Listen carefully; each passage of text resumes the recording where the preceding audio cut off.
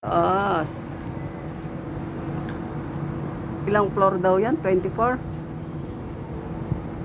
Ang sabi ni Joseph? Wala akong ano, hindi ko mabasa yun. Hindi ko marinig yun. Makakonek lang sa wifi eh. Nakakonek ka na? Oo.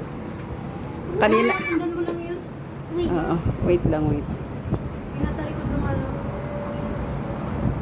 Ay, nakakalula. Ang taas, oh. Parang Baguio din pala, oh. Kaya lang dagat. Ang ganda ng tanawin, no?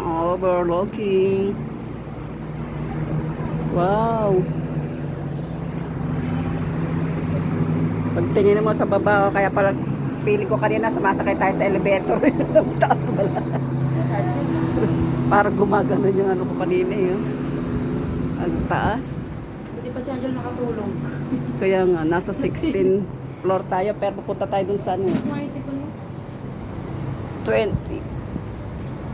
1629.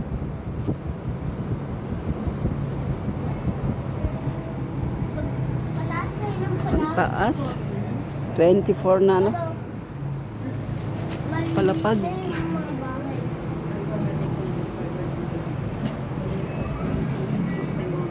Oh, ang ganda, oh.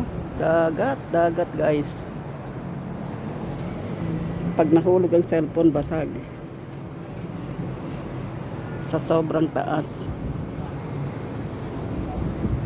O, diba ang taas?